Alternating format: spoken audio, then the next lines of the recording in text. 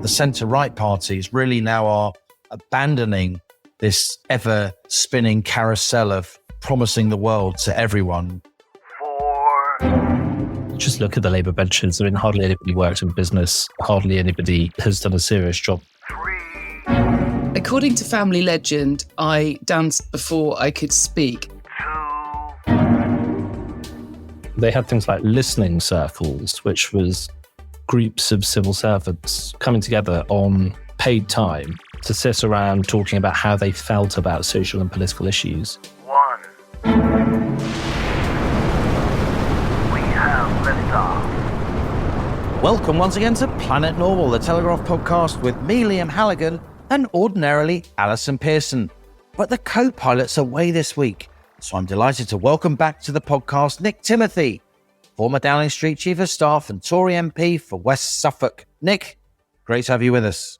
Hello, it's good to be back. There's plenty for us to get our collective teeth into, Nick, not least the economy, which has moved centre stage ahead of Rachel Reeves' second budget statement, scheduled for Wednesday the 26th of November. Last October, the Chancellor raised taxes by £40 billion, the most fiscally punitive budget statement for more than 3 decades. Reeves said repeatedly that was a one-off, yet this week she gave an impromptu speech, all but confirming taxes are about to significantly rise again. Meanwhile, Reform's Nigel Farage has been reining in his tax-cutting promises, and your leader, Nick, Kemi Badenoch, has herself been trying to claim the mantle not of big spending promises, but fiscal responsibility. With bond markets jittery, the UK borrowing costs are still the highest in the G7, and some politicians are at least starting to stand up for fiscal reality. We also need to talk about the Home Office, Nick, a department you know well, having served there as a special advisor under Theresa May before you entered Downing Street. Shabana Mahmood is just the latest Home Secretary to conclude the Home Office is, quotes, not yet fit for purpose, after the release of a damning report that was kept secret for years. That report uncovered a series of perceived shortcomings, including a culture of defeatism on immigration, a lack of trust from other departments, and confused and conflicting systems. And it was written by you, Nick, in 2023, but it's only just been released after a baffling legal battle. You describe what you call an excessively defensive approach among Home Office lawyers and a reluctance among senior officials to tell difficult truths to ministers. And right on cue, the Telegraph has published an interview by co-pilot Pearson, link in the show notes, with a Home Office whistleblower. Alison's piece gives an insider's account of an asylum system which checks, or is supposed to check, the background of illegal migrants before determining whether or not they can stay in the country. But before we get into the joys of taxation and the Home Office, Nick, let's talk about the BBC. What do you make of this latest revelation uncovered by the Telegraph's Gordon Rayner that the flagship Panorama programme doctored the words of the most powerful man on earth to make it sound as if he was trying to incite a riot? Well, I mean, it's not the first example with the BBC, is it? I mean, we know that there's a kind of cultural bias within the BBC, I would say, that means that quite often we see these things, certainly as it comes to the coverage of America. We see it in the Middle East as well, where we've had decisions like the documentary that was made where the boy narrating it was a family member of somebody from Hamas. We see this kind of thing all the time. And one of the things that really bothers me actually in the coverage of Israel and Gaza is the way the viewer is never told that the journalists reporting from Gaza obviously live in Gaza and live under the threat of retribution and punishment from terrorists. So it's never really properly objective reporting. And we need to get to the bottom of this. I just think the BBC, its funding model doesn't really reflect the reality of modern technology and the way most people consume entertainment and news anymore. And with revelations like these just mounting all the time, that it's an organisation in crisis. We need to have a really serious conversation about its future. For listeners who missed it, what Panorama did, astonishingly, is that it was a film about Donald Trump returning to the White House, and it doctored footage of him speaking after he lost the election to Joe Biden in 2020. And there was an attempt made to convey that Trump was actually inciting his followers to go down to the Capitol, the center of US government, and fight, because they put together different parts of what he said, statements that were almost an hour apart. What he actually said was, we go down to the Capitol and we cheer on those senators. He was saying, let's accept the result. Let's be patriots and accept the result. And the BBC made him sound as if he was saying something completely different. That cannot be dismissed as any kind of mistake. I've been involved with the edits of national television documentaries. And, a mistake like that just simply could not happen. It was totally deliberate. Surely senior people have to resign. Well, I mean, it's obviously deliberate, right? I mean, it can't be anything else. And I think one of the things that really sticks in the craw for me is the kind of sanctimony with which the BBC and other outlets sometimes do this too, about mis and disinformation. And, they established this thing called Verify, BBC Verify, a little while ago, which was supposedly designed to tell us when people were guilty of mis and disinformation. And it was supposed to sort of cut through all the nonsense and give us the truth. But then the BBC does things like this. And I think one of the things that we're really learning now with the way social media is broadening and democratizing the way people communicate and consume news is that actually the conventional ways of giving us the news and information in the past, sometimes the fact that there was only a restricted number of people doing that and they had massive markets, massive audiences, sometimes that position was obviously abused. But I think it's coming to the fore much more now because there are more opportunities for this kind of thing to come to light. But the result is, as the media landscape fragments and we're all consuming news differently, the people who had that power really resent it. And they're fighting back against it all the time. And I hate this stuff about misinformation and disinformation because who appointed the people at the BBC to be the guardians of truth, the supposedly sort of pure people who will tell us what's right and what's not? We just need really, really competitive and open media landscape so that everybody gets scrutinized, I think. We mustn't dwell on this, but it does strike me that something's gone very wrong at the BBC. I read Alison's column in Wednesday's paper on this subject, link in the show notes, and my thoughts are very much along the lines of hers. We both grew up revering the BBC. We both grew up in houses with not too many books, and the BBC helped shape the contours of our mind. And yet in recent years, whereas BBC News used to be pretty pluralistic in my view, the BBC has just insisted on recruiting in its own image. Unless you've got the sort of bien pensant approved views, you can get stuffed. You're never going to get a job in BBC News. There's no diversity of opinion, though of course there is lots of on-screen diversity of ethnicity and gender, which is a great thing. But the most important form of diversity in a democracy is diversity of social class and opinion. And the BBC has massively failed on that front. And that's why mistakes like this are made, where powerful gatekeeping journalists think they're going to use the national broadcaster to act out their own student political fantasies on our dime. It has to stop. I think this should be a watershed moment. And I'm glad to see, while Keir Starmer's defending the BBC, your leader has called for heads to roll. It might be a case, as so often happens, that deputy heads roll, but we shall see. So lots of speeches lately on the economy.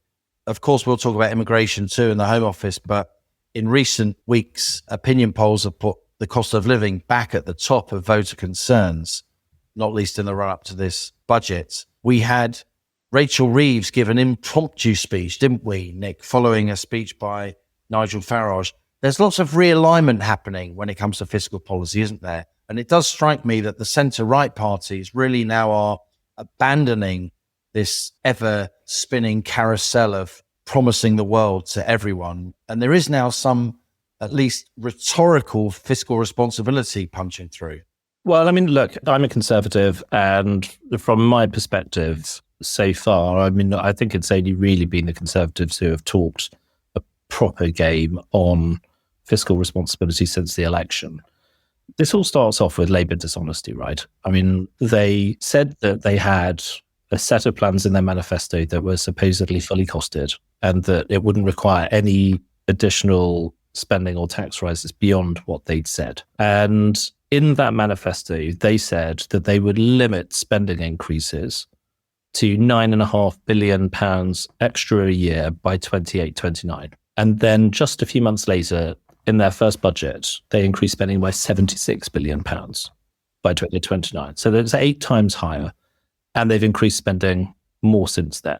And I don't think they fully understood what that would do to their own reputation with the country, because I think that was the point at which the public wrote them off, actually, as dishonest. But what that also did to business confidence, because obviously the big tax rise was the tax on jobs, the national insurance increase, and the damage it's done to market confidence. And they can claim all they like that there have been international events, but actually the whole world knew that Donald Trump was probably going to win the election shortly after that budget.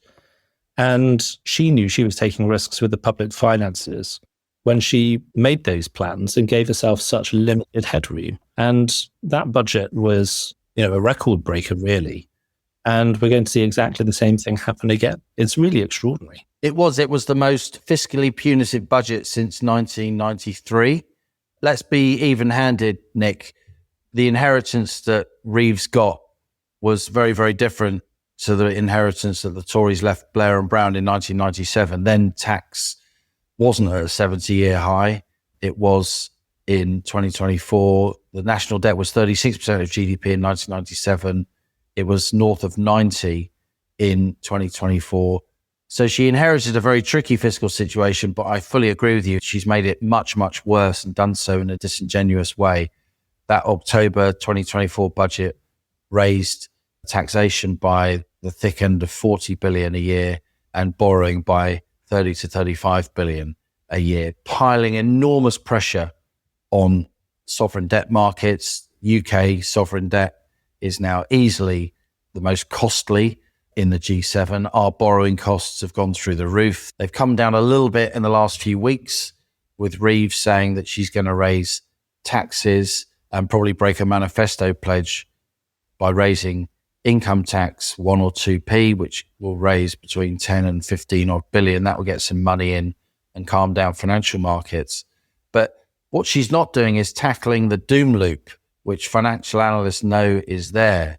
If you keep taxing, you are going to keep stymieing growth. That £25 billion increase in employer national insurance contributions has sparked a curtailing of hiring. Unemployment's gone up every month since October 2024. Hiring's fallen off a cliff. So growth has fallen off a cliff. And if you only respond to a fiscal weakness by raising taxes rather than controlling spending, then you are not going to boost growth. You are going to undermine growth.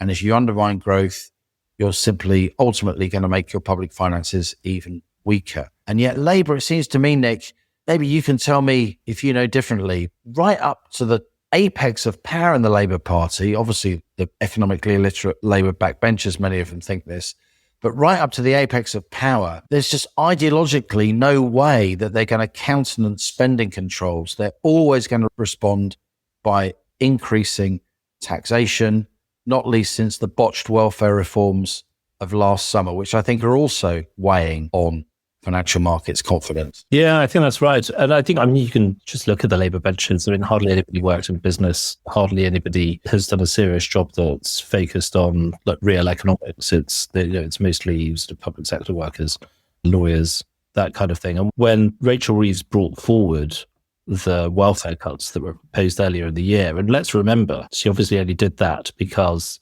it looked like she was going to break her fiscal rule in the spring statement, having only launched the fiscal rule in the budget in October. Labour MPs, when they were confronted with that choice, rebelled and the government backed down. But at the time, in the media, Labour MPs were saying to journalists things like, well, it's only a few billion, why can't we just borrow it? As though all of this stuff comes for free. And because of the size of our debt and the size of our deficit, we are depending on the kindness of strangers. And they didn't seem to recognize these realities. I just wanted to say something about our record, actually, because it was a fair point what you said about the fiscal situation. Labour have made it much, much worse.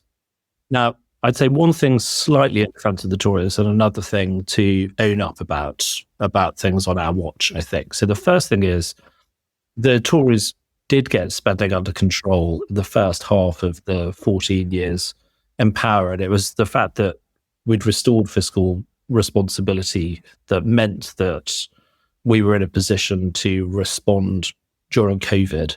And arguably, our response to the energy crunch was maybe too much, but during the energy crunch as well. The criticism I would have is the fundamental weaknesses of the British economy in terms of low productivity, the fact that we are far too dependent on financial and business services, far too dependent on London and the Southeast, that we run these massive trade deficits every year. Those things haven't been grasped. They weren't grasped through the 14 years. They weren't grasped for the decade or so before that either. And then alongside that, lots of long, slow changes like the aging population and what that means for the demand for taxpayer-funded services like healthcare, pensions, social care, and that kind of thing. Those things weren't really grasped. And I think we need to accept the fact that the economy needed really deep reform, and we didn't provide it. Labour aren't providing it either. One of the jobs we've got to do now, I think, is demonstrate that we understand that we need a completely different economic model. I'm in favour of reindustrialising the economy, trying to get us making and doing and selling more of what the world wants, so that we do get that trade deficit down, so that we do get proper investment into the economy, so that it does rebalance regionally. And it's our job to show that we've got the ideas to be able to do that and to show the country that there is a better way that's possible. You're a Brummie, of course, proudly. You're steeped in the industrial history of this country. And I know there's a big strand of opinion in the Tory party that agrees with you on that reindustrialisation. Let me just try something else out on you, Nick. What really struck me about Nigel Farage's speech this week, the one that I think sparked Rachel Reeves' speech, was that he said openly that he now thinks there will be a fiscal meltdown in the country, a sort of IMF-style, 1976-style crisis. Of course, some people have been writing that, not least myself. Some eminent economists have been putting their head above the parapet and saying that alongside me.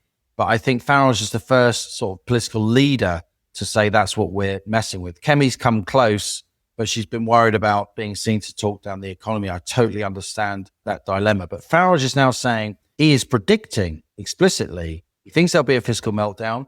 He thinks there'll be a vote of no confidence in the House of Commons, with the Labour left refusing to take the necessary actions to respond to that meltdown in terms of spending controls. He's saying that the Labour left will no confidence their own Prime Minister. Do you think there's anything in that? I mean, I wouldn't get into such specific predictions and projections. That's why I thought it was so striking that he said that in his speech. Yeah, I mean, look, the scenario is not impossible, is it? And if we were to enter that kind of crisis, firstly, there are questions about whether the IMF even would have the capacity to do what it did for us in the 70s. But it could still come under the aegis of a sort of technocratic government imposed, like we saw in Italy, like we saw in Ireland, like we saw in Greece in recent years. This is, I think, the interesting thing, right? Because if reality imposes a fiscal policy on a government, then could the Labour Party continue to sustain its majority in the House, given how fiscally incontinent its MPs are? And, you look at them and you think, well, I'm not sure it would be able to sustain that majority. We are clearly in a period of serious risk. Gilt yields have gone up, and now the price of borrowing internationally has gone up, but we have been much harder hit. The government started off by saying the tax rises last October were partly about trying to show that they were fiscally responsible. But of course, they were also adding loads more to our borrowing figures as well. And it's not just that our borrowing has gone up, but the cost of borrowing has gone up partly as a result. So they are taking very serious risks at a point in time when borrowing costs are going up, and the kinds of people who are buying government debt are changing because British pension funds are maturing and there's less domestic demand for gilts. We're going from long-term passive investors that are almost required by regulation to buy those long-term government bonds to much more speculative, opportunistic investors, often overseas, that are looking to get in and out of debt and make a quick turn. Exactly. That leaves us in a very exposed position, I think. I think it would feel like a serious and grave moment, even if we had a government that was fiscally responsible. But this is not a fiscally responsible government. And that is why it is so dangerous. I think it's really interesting what Farage did in that speech. He didn't only row back from Reform's tax-cutting pledges in its so-called contract, the sort of manifesto that Reform launched before July 2024 election. He rowed back from those to some extent. But I think the most interesting thing he said is that he's now set this hair running. Lots of people have been talking about the possibility of a no confidence vote, sotto voce out the sides of their mouths around Westminster. I've picked up those. But for somebody, a very prominent politician to put that out there as an ironclad prediction, I think now will lead to much more widespread discussion of that scenario and will increase the chances, I think, that Starmer is not only a one-term prime minister, but a prime minister that may not even make it into full term, who may have the timing of the next general election pulled away from him. It has to be by August 2029 at the latest. But I've long suspected, long before Nigel said this, that it could actually be quite a bit earlier. We shall see.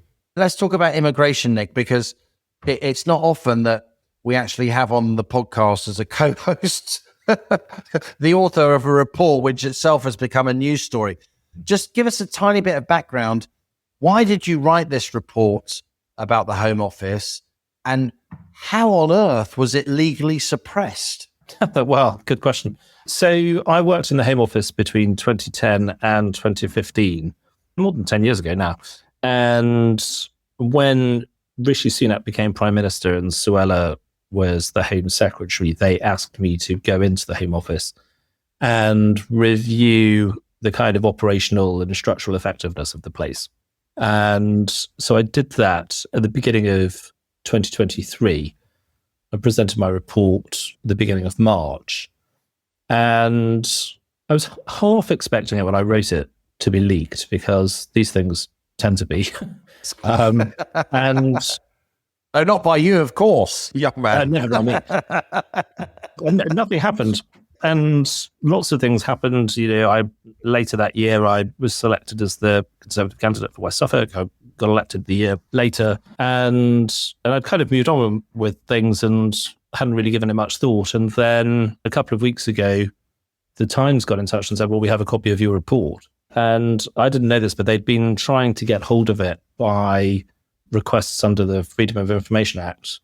And the Home Office had been rejecting their requests, and it had gone all the way up to the tribunal, and the Home Office lost and were ordered to release it. So the Times reported on it a couple of weeks ago, and it's actually just been in the news on and off ever since, actually. So chapeau to the Times for that. We don't mind giving our journalistic rivals credit where credit It was is. excellent coverage on the Telegraph as well.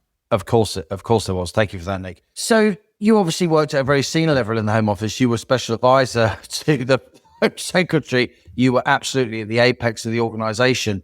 Why do you think the Home Office tried to suppress it? And do you think the situation now is even worse than when you did your report? Well, so I think there's quite a lot to say about that. So I left the Home Office in 2015. So it was, a little less than 8 years later that I went in. And I was quite shocked by what I found. So, the challenges of the Home Office are well documented. Trying to control immigration when the rest of Whitehall really has an interest in increasing it. The issues around illegal immigration are obviously very difficult because you're operating in a legal framework set by the European Convention on Human Rights and other conventions that make it very difficult to secure the border and to get people who shouldn't be here out of the country. You're dealing with non-compliant people, you're dealing with governments who won't take back their own nationals after they've committed crimes here. It's obviously not straightforward. And these things are reasonably well understood and documented. But when I got back to start this court, the culture of the place was totally different.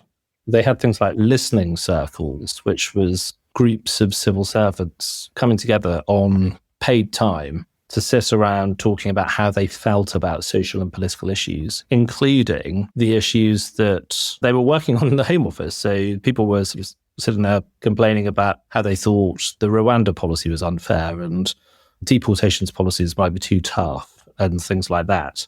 And organizationally, the place was just quite confused. So there's different bits of the department. The bit that focuses on counterterrorism and dealing with state-based threats was broadly working okay. There were some issues with, I think, coordination really with other parts of government. The crime and policing section of the department was, again, quite organizationally confused. I mean, cyber and online crime is around half of all crime, but that was in a different bit of the department. The structures of policing that are wrong. But the stuff in the immigration system was really worrying, because basically what I found was there was no one official who was actually in charge of the immigration system overall. There was quite often no official in charge of particular projects or programs in the immigration system. So there was no real accountability. And there was just loads of problems with data and systems, and bits of the immigration system were basically working to contradictory ends. So it was a complete mess. And now, of course, Nick, the Telegraph is publishing some of Alison's journalism. Alison has been talking to the Home Office insider, a whistleblower working inside the asylum and immigration system. That insider has revealed some of the realities of how claims are processed and the pressure that officials are under to approve those claims. What did you think when you read Alison's account? I mean, sadly, I wasn't very surprised, because the immigration system is not set up to succeed. Firstly, you have some of the things that I just listed, and in particular, the legal frameworks that I just think make real control impossible without the bravery of politicians to say, we're leaving the European Convention on Human Rights. We're not going to allow the Refugee Convention to frustrate what we do. The Modern Slavery Act was well intended, but it's getting in the way of our immigration control. So it needs to change. So there's big problems connected to the law. And I don't doubt that some of the things that were discussed in the interview have been going on for a number of years. But I think what will be happening, and I haven't been in the department, obviously, while Labour have been in power, but Labour's policy is to remove the attempt to create a disincentive for people to cross the channel. So they got rid of the Rwanda policy. They got rid of what was called the duty to remove, which was a legal requirement in the Illegal Migration Act, which said that if somebody came to the country illegally, they had to be deported. They removed all those things. And basically they're saying, well, the big problem really is that asylum claims aren't processed fast enough, which means the sorts of stories we saw in the interview just going to become more and more common, because they're just pushing people through the system as fast as possible. Say yes, yes, yes. And of course, that means that it makes it more likely that we're giving asylum and therefore the right to live here to people we should never want to be in this country. But we're also then adding to the problem in the first place, because what is a bigger pull factor than the idea that the British government is definitely going to say yes to your asylum claim, even if it's absurd? So it's not going to do anything to reduce the number of people crossing the channel, and they're just going to keep doing this.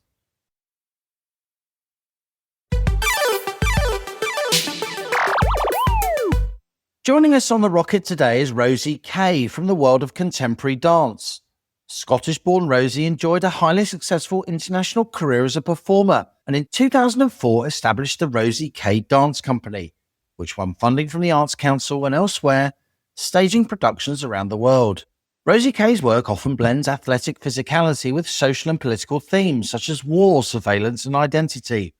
Her seminal work, 5 Soldiers, explored soldiers' physical and psychological experiences developed through immersion in army training and rehab centers. MK Ultra, another work co-created with filmmaker Adam Curtis, examined propaganda and mind control. Rosie's also a published author and was the first Leverhulme artist in residence at the University of Oxford. But in December 2021, despite multiple awards and rave reviews, Rosie Kay resigned from the Rosie Kay Dance Company after she was, in her own words, cancelled by members of my own cast of dancers at a dinner party in my own house, having stood up for the rights of biological women and the need for single-sex spaces. Rosie says her dancers lodged a grievance with the company's board, with her directors putting her through 2 arduous investigations which she says made her tenure impossible. Rosie Kay has since set up the campaign group Freedom in the Arts to emphasise artistic excellence over identity politics, along with Denise Fahmy, who herself won a tribunal against her former employer, the Arts Council, after she was found to have been harassed by fellow staff for her gender-critical beliefs. With so-called cancel culture still rife across the arts, I started by asking Rosie Kay how old she was when she realised that she was good enough to dance for a living. Well, that's a great question. I mean, according to family legend, I danced before I could speak. And I'm not sure how true that is, but I honestly don't remember life without dancing in it. And I kind of took up ballet when I was very little. And I immediately just adored it, just loved it, loved all the imaginative side. And I suppose took it very seriously right through the difficult teenage years and didn't really think that you could do it as a job. Like I really didn't. And I realized I'd kind of missed the boat on going to ballet school. I'd grown too tall. But then I discovered this art form called contemporary dance. And I realized that you could do a dance form that combined like history and politics and art and music and everything. And you could dance in your own way. And so that's when I sort of thought, right, I'm going to try and see if I can do this properly, and applied to London Contemporary Dance School and got in, and still thought, wow, well, I'll just give this a go and I probably won't ever work, but at least, you know, it's really interesting. And amazingly got a job before I'd even left college. So I danced for 4 or 5 years abroad mostly, almost gave it up. Kind of life went off in different directions. You know, it's a tough profession. And then came back to the UK and decided that I'd follow my dream, which was to become a choreographer. So I've been based back in the UK, 22 years now, and building my work up from scratch, really, up to a whole regularly funded organisation, of which I'm sure we'll talk about later.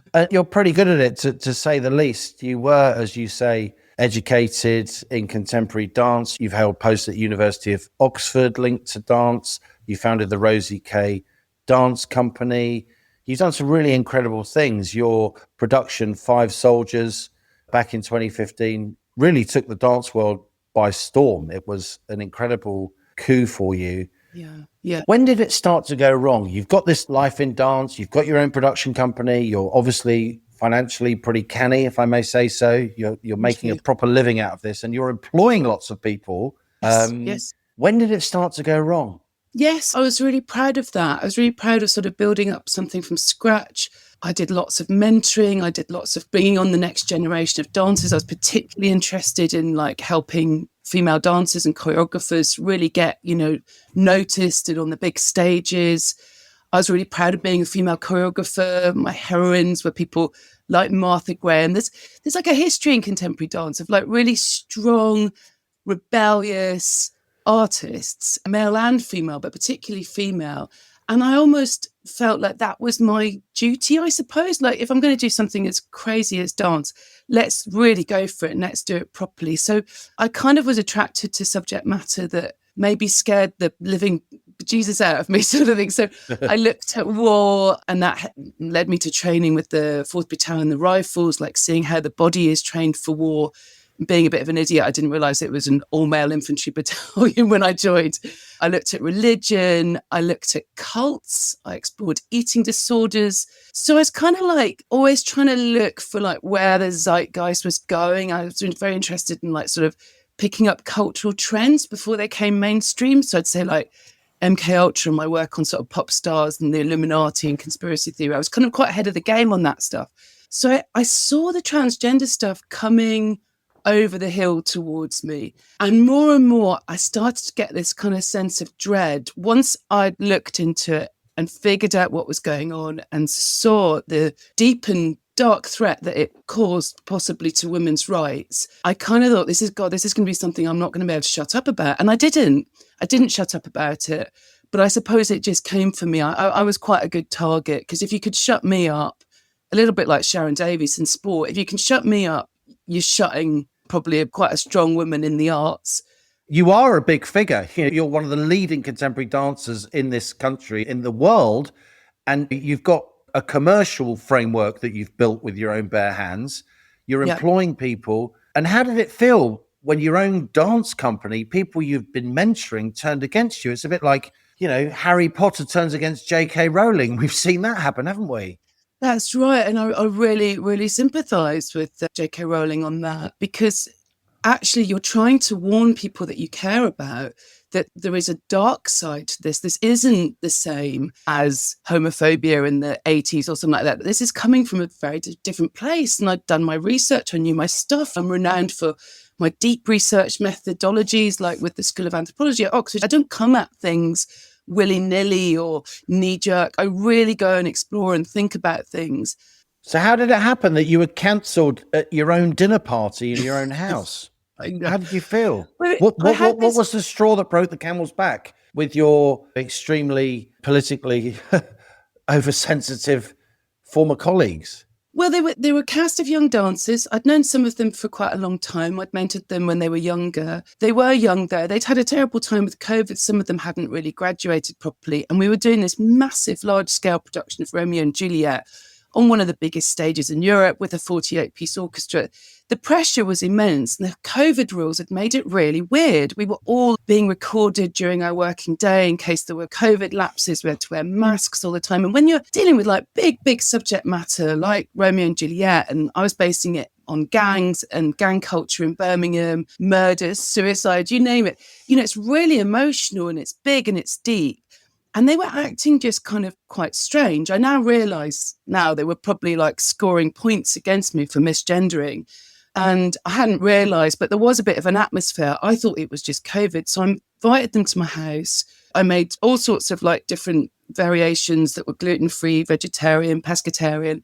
We had a lovely dinner. It was we were drinking lots of wine. They asked what my next show was. And I was about a year into preparing a new version of Virginia Woolf's novel Orlando, so a dance version of Orlando, which is a really fabulous short book by Virginia Woolf where a male poet becomes female, kind of inexplicatory. And I thought it could really be an amazing vehicle to kind of look at bodies and male and female behaviours and all the rest of it. Like it was a way to frame this whole gender debate. And then they were like, well, is that going to be played by a trans person? And I was like, well, actually, I don't know. It's just got to be somebody really convincing. They could be both male and female. I just find this really fascinating. It's a whole thing about behaviours and body language. And then I was just asked outright about my views. And I told them, I suppose I didn't even know the language of being gender critical at that point. Yeah. I just said that I believed that women were real and women's rights were hard fought for and really important in some circumstances where women are vulnerable. And really all hell broke loose and they argued with me and I tried to explain. I opened up about like nearly dying in childbirth and, just tried to really appeal to them emotionally. But when I went back to the studio on the Monday morning, the atmosphere was horrific. And it's impossible to try and create and finish a work when people are really hostile. It was awful. So I asked my board to step in, and little did I know that set off a whole nother process of my board putting me under multiple investigations. And I can feel my voice going already. It was very harrowing. Multiple investigations. You've set up this incredible company. You're giving these kids in the incredibly competitive world of contemporary dance, that you're giving them the opportunity to perform on a massive stage with your imprimatur. And you're a pretty modest person, it seems to me, Rosie. You're a huge name in the world of contemporary dance. It's ridiculous. Well, the kids got encouraged. There's no question. They got encouraged by my management. And I think there was some sort of really nasty plan to kind of shut me up and stop being controversial. I think people kind of saw the way the climate was going. So did I. And I was willing to be brave and go straight headlong into it and make art about it. And other people in management thought that was a very bad idea. So I think the young people, I'm not saying I'd forgive them, tomorrow, but I do think they were manipulated. I'm actually more let down and angry still with the board and the management who allowed this to happen and really were very cruel, because these were people that had been at my wedding, at my son's christening, and me saying, well, hang on, this is Rosie Kay Dance Company, telling Rosie Kay that she's not allowed to think or talk about subject matter. This doesn't make any sense. So I would put the blame more on the leadership, actually. And what's happened since? This was all in 2021, right? Yes. What's happened since? Are you still dancing? Have you been able to ply your trade? What's happened to Rosie Kay dance company? Well, it is one of those stories that I'm finally probably at the place 4 years later where I can say, maybe it was a blessing in disguise, maybe it really helped me navigate this difficult time in the arts in a way that very few people can. I've learned so much. I still have a dance company. It's called K2 Co. We still tour. I was on stage this year performing. It was amazing. And I co-founded an organisation called Freedom in the Arts. We support artists and we fight against cancellation. We do research, we give policy advice, and we campaign really just for the protection of arts and freedom in the arts, and maybe depoliticising the institutions and the organisations that should be protecting art and artists. And to what extent has the whole gender question, which will send many Planet Normal listeners just round the bend, they just don't understand what the fuss is about, a lot of them. To what extent is that still a part of your life, Rosie? Is it formed part of your work, or have you, having been massively bruised by this, have you sort of stepped back from that part of the public debate? So I kind of realised early on that transgenderism was part of an authoritarianism that was spreading across the arts particularly. And it was about kind of forcing ideological beliefs into things that were, until 5 minutes ago, fairly logical. So transgenderism is one of them, but there's also like critical race theory, there's climate change, there's the war in the Middle East. These are all like really hot topics where you're only allowed one viewpoint. And if you even question it, you're in trouble, aren't you?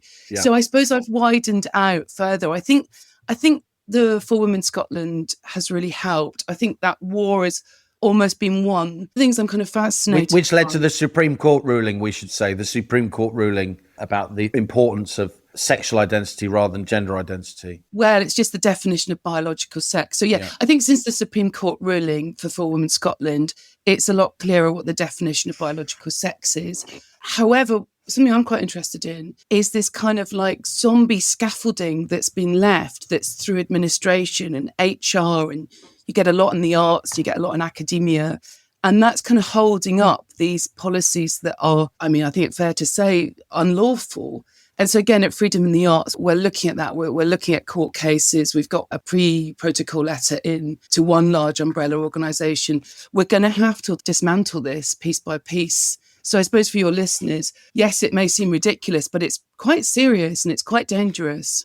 So despite the Supreme Court ruling, I've come across this in the civil service, in many of our universities, in the world of arts in particular, across much of the public sector, in fact, you have people who've taken it upon themselves because they're so convinced that their view is the only view you're allowed to have. They are literally defying the Supreme Court ruling, aren't they? I see that all the time in academia and the civil service. Do you still see that in the world of art and contemporary dance in particular, Rosie Kay? Yes, absolutely, I do. It's kind of very sad, actually, because these people do think that they're right, but they're completely misguided.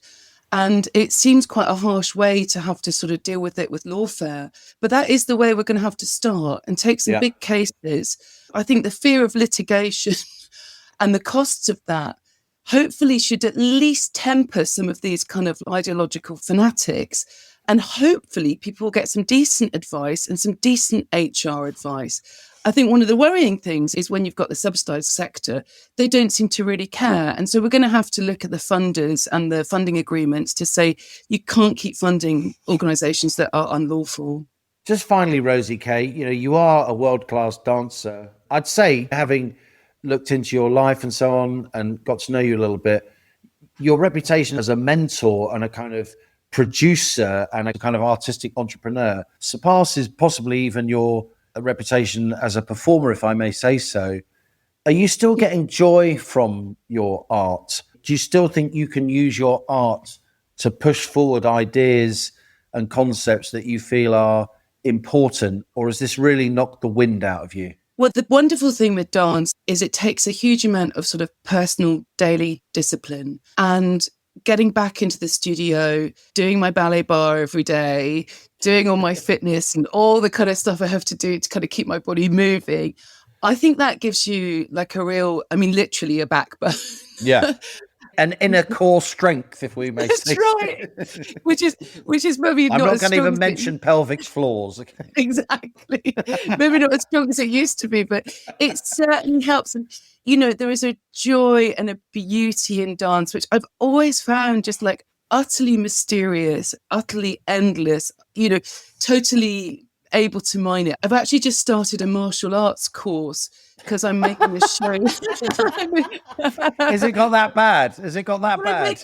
I'm making a show that looks at, I suppose it's called self-protection. So I thought, well, I better go and do it myself. And I've got this fabulous master and just like learning new skills, learning new physicalities. And maybe it's time in my life to actually use my body to fight. And that will combine both the dance and freedom in the arts. Maybe it's time to like be really, really ninja trained at last. And what kind of political leadership do you want to see? Obviously, we've had incredible people, strong women in particular, speaking out. You've mentioned Sharon Davis, a huge friend of this podcast, Martina Navratilova, Tracy Edwards, the yachting legend who we've recently had on Planet Normal. So many brilliant. people. What do you want to see our politicians do now, finally? I do feel the arts need to wake up pretty quick, because if you look at what's happened in the US with the Trump administration, the arts could be very liable to just getting their subsidies cut entirely. And that would be a real tragedy, because we've always had quite a brilliant mixed subsidy commercial sector. And the subsidy sort of really creates the seed funding, the great ideas, nurtures the talent. And then the commercial sector really takes that and goes big. And, that's why we're important on the world stage. But the subsidy is the seedbed often, isn't it, in the arts? That's right. But that's the place that is like completely captured right now. And they're not listening. And so, yes, I'm speaking to all our political parties to say we really need to have a decent arts policy in the future. And the arts need to take a responsibility to respond to not just the public, but to their audience, which is the taxpayer, and not live in its own subsidised bubble. I think we've got to break this bubble culture, and we've got to listen to people like me that have been warning for the past 4 or 5 years. Rosie Kay, warrior ballerina, campaigner extraordinaire. Great to have you on Planet Normal. Thank you so much. Thank you, Liam. So there you go, Nick. Rosie Kay. We like to have a broad range of guests on Planet Normal. It's not always politicians and policymakers. We like to bring in people from the arts, from culture. Rosie Kay, obviously a world-class choreographer, prevented from plying her trade by her own dancers. Yeah, that is just an extraordinary story, isn't it? I mean, imagine building something like that and having the people you've given an opportunity to take it away from you. I think it's extraordinary. And it's a reminder that I think some people think we've reached peak gender wars and culture wars and that kind of thing. But lots of the people who were responsible for this, and lots of politicians who stood by and didn't do anything about it, now think that they can just say, oh, yes, well, I was never really in favor of that. And they seem to be able to get away with it. But people's lives have been really ruined by this. And I just think people like Rosie are incredibly brave. And I have so much admiration for them for standing up for truth and reality and facing down people, even when the circumstances and the consequences are as tough as that. And we should say, of course, that the directors and former directors of the Rosie Kay Dance Company deny all wrongdoing. Now on to our listener emails, the messages you send us at planetnormal@telegraph.co.uk. Please keep them coming. We learn so much from you, the citizens of Planet Normal. And I'm going to start. I've got an email from John in Birmingham. Hi, Alison and Liam. You made a very important point, Alison, about the Conservative Party, which is that however good Kemi is, the Tory party as a whole has still got the dead weight of the One Nation group of MPs in situ who will continue to kibosh any attempt to implement the radical solutions the country so desperately needs. So even though her speech at party conference was excellent, imbued with true Conservative values, it's the undead on her backbenchers who will ensure that none of it's delivered if they ever get back into government. Keep up the work, you two. There you go, Nick. There's one for you to ponder. Well, I hope I'm not one of the undead, but this one is from Gillian. Dear Alison and Liam, as a long-term listener of your podcast, I wanted to highlight what's happening to our lovely town in East Sussex. Keir Starmer is about to use our cadets' army camp to house 600 mostly undocumented men off the illegal boats. We're a small town of approximately 20,000 people. and we're having to take 600 men with very different cultures into our community. There are minimal police here, one police car on a Saturday night, and our GP surgeries are overstretched, but there will apparently be GP-led services Monday to Friday on site. Our cadet camp is not secure, and it's next to a residential area and an area of outstanding natural beauty, the Ashdown Forest. The general public may be under the impression that the use of army camps is a good idea, but these 600 men are able to come and go as they wish into our town and the surrounding areas. The majority of the town is very worried, and I, for one, am very scared. Keep fighting the madness, Gillian. This one's from David in Los Angeles. Hi, Alison and Liam. Rachel Reeves has made it pretty clear that higher taxes on the UK's wealthy would form part of the budget later this month. Andy Burnham has also called for a wealth tax, while suggesting that Rachel Reeves should be less in hock to the bond markets. I'm sure most Planet Normal residents will agree that taxing the wealthiest will just result in them moving their money elsewhere, which will ultimately result in less tax revenue, and surely, with 30-year gilt yields recently at their highest level since 1997, and the government still borrowing very heavily, it would be financially prudent to respect rather than try to dismiss the bond markets. Very best wishes, David. And this one finally is from Chris, another challenge to Bob the Bard, our Planet Normal resident poet. Dear Alison and Liam, I've listened to my favourite podcast since the beginning. I look forward to my voyage every week. Thank you for keeping me sane, says Chris. And here it is, the Ballad of Rachel Reeves. She's preparing another budget. The deficit she'll fudge it. The markets'll hardly judge it. Poor Rachel from accounts. If it's anti-growth, she backs it. The credit card, let's max it. If it isn't tax, let's tax it, she'll doubtlessly announce. Will she bin net zero and make herself a hero, or fiddle on like Nero and fritter large amounts? The government is stuck. Have they just had bad luck? Or is Labour on planet? Beep. The latter, I pronounce.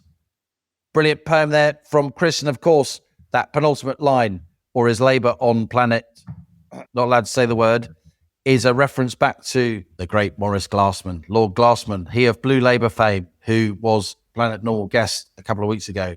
And he literally said at our live show that while we were on Planet Normal, his own Labour Party was on planet, expletive deleted. So there you go. Chris isn't being gratuitously rude. He's just continuing a theme. And on that bombshell, that's it from Planet Normal. As we leave our sanctuary of sweet reason, our flying refuge of reasoned views. Email of the week, Nick, can you do the honours? It has to be Chris. I'm a sucker for a poem. And a swear word. Well, Chris did say in his email that this was a naked bid for a Planet Normal mug. And there you go, Chris. You've got your Planet Normal mug, courtesy of Nick Timothy, MP for West Suffolk. So if you're a constituent, you better declare this, Nick. You better declare this. Please send us an email with mug winner in the subject heading, Chris, and your postal address, and we'll send you that much coveted Planet Normal mug.